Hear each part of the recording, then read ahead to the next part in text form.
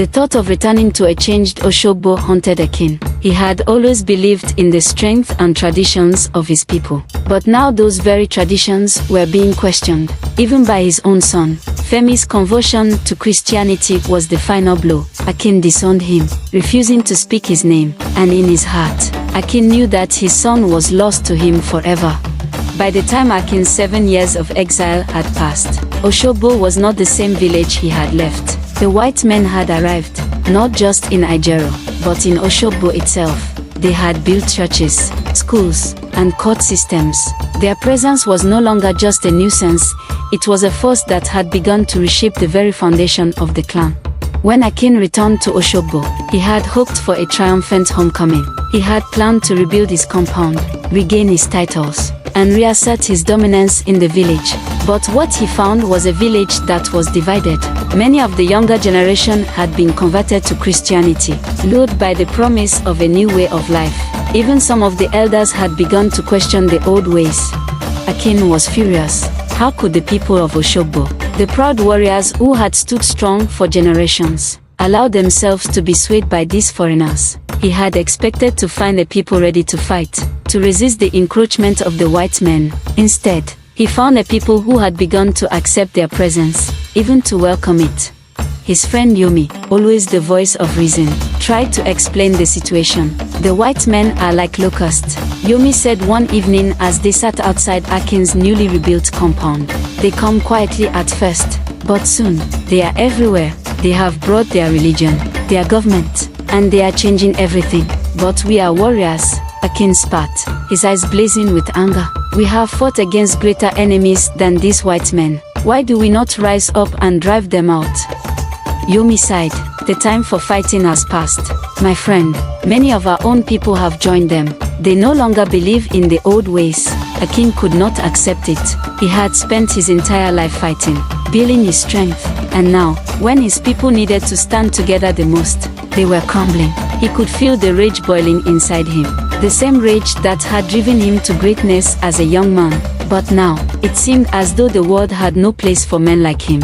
As the white men's influence grew, so did Akin's frustration. He refused to accept the changes that were sweeping through Oshogbo. He called for a meeting of the elders, urging them to stand up, to fight, to reclaim the land and the traditions that had making them strong. But the elders were divided. Some agreed with Akin, but many had already accepted the white men's presence as an unavoidable reality. The Christians had built schools, and many of the village's children now attended them. The new government had established laws, and even some of the village's disputes were now being settled in the white man's court. Akin could see the writing on the wall. His people were slipping away from him, and with them, the life he had worked so hard to build. He had one last chance, one final opportunity to restore his honor. When the district commissioner, the white man in charge of the area, called for a meeting with the village Luakins, Akin saw his opportunity. He would confront the white man, show the village that they could still stand strong. But the meeting did not go as planned.